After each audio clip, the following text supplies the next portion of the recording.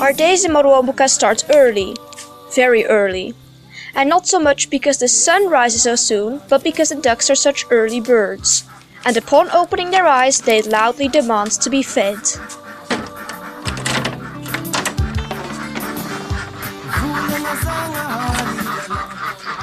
So Daddy wakes up and feeds them.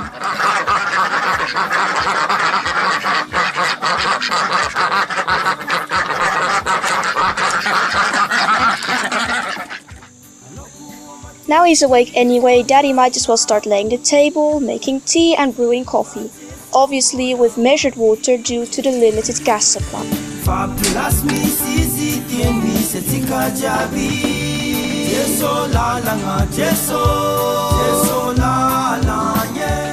Once every 4 months we travel to the capital to manage all sorts of business.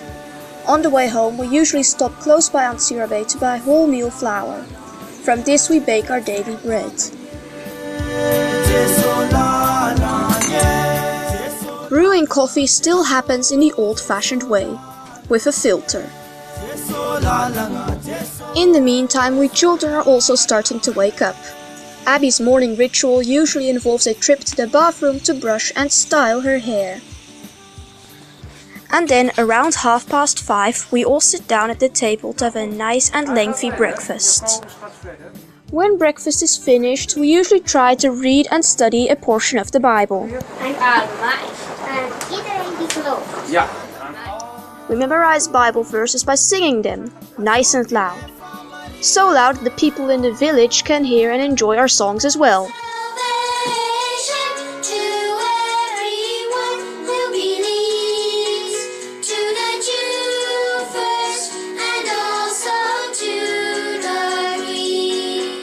And when breakfast is well and truly over, we each start on our separate chores. One of us does the dishes, somebody else sweeps the house, and a third member of the family clears the table. Everybody has something to do. And this is Simeon's job.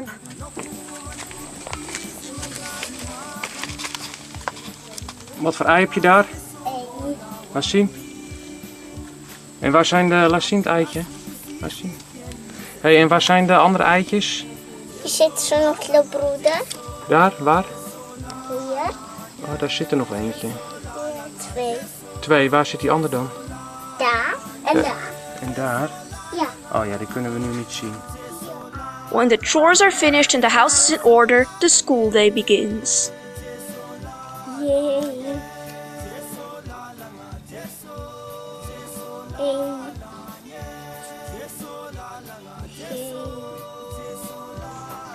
In turn, we each receive help from Mummy.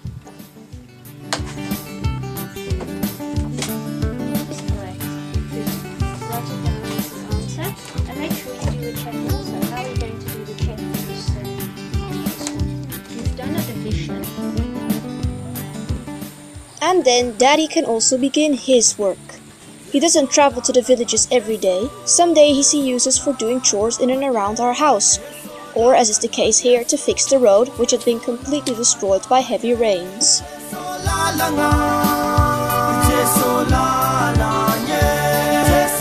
As mentioned earlier, on other days Daddy travels to the villages.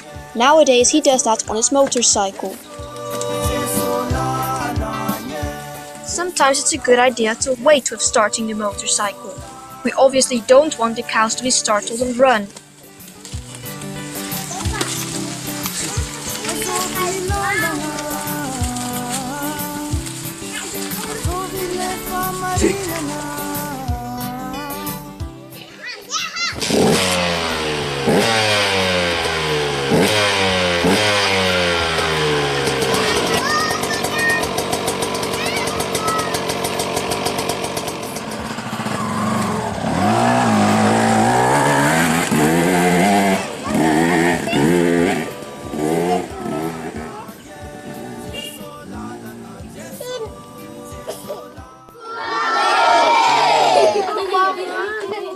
Here we see Daddy in a little school in Tarambao, a little village about 4 kilometers from where we live.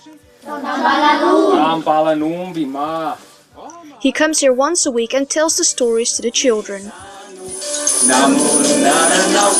And singing with lots of noise is the highlight of the visit.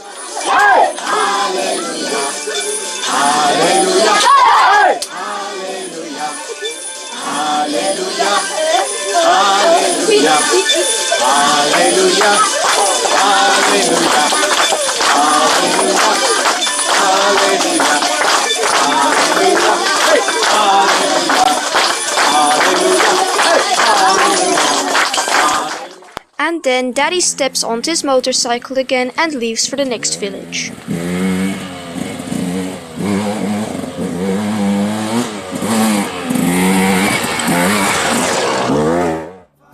Here he is in Shumivuicha, the village where he first started telling the Bible stories. Here he is telling the people about the Holy Spirit, how he descended from heaven and filled the believers, giving them the power to preach the gospel in strange languages.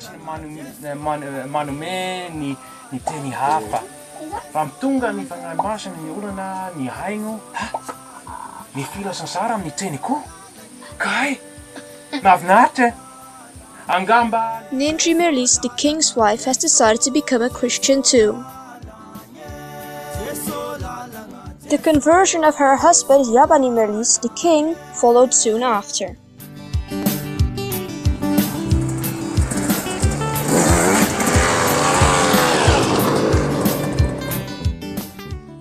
This is the village of Bayunu, about 11 kilometers from home. Daddy has only recently started telling the Bible stories here and is currently discussing the 10 Commandments.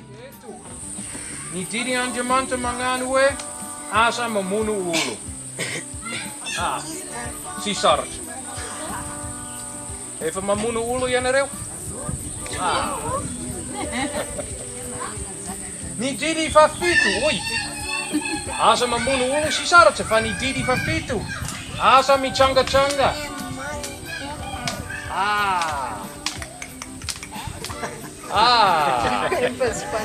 Okay.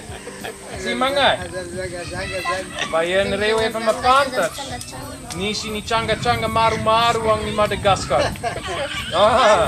Na itaku. Mampele helu. All stories Daddy uses in the villages have been translated by Mensa to the local dialect, Tanala. When he was finished with the Bible stories, we asked Mensa to also translate the Gospel of Luke. All the translations have been written by hand, so it is Daddy's job to put it in the computer. This is a convenient way to check at the same time whether the words that are being used are correct and whether it agrees with what the Bible says. This discussion is about the word temple, which doesn't even exist in the Tanala dialect. The people have no idea what it is. Other words don't suffice to bring the correct meaning across. A note next to the word was eventually deemed the best solution.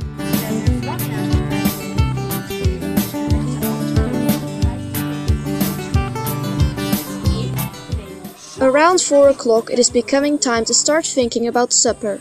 Here Mummy is preparing the meal. As we said earlier, every few months we leave the area also to buy vegetables.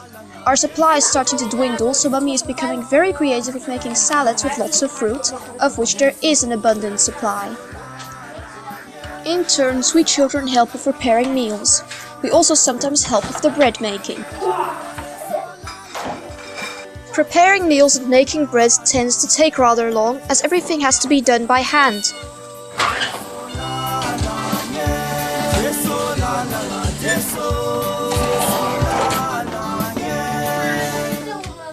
And then we all settle down at the table for a hearty supper and to talk about our day.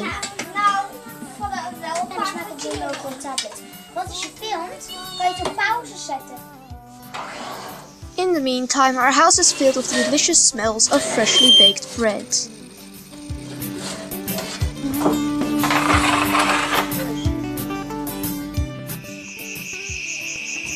In the evening, when it has become dark and we are all tired but satisfied, we children go to sleep.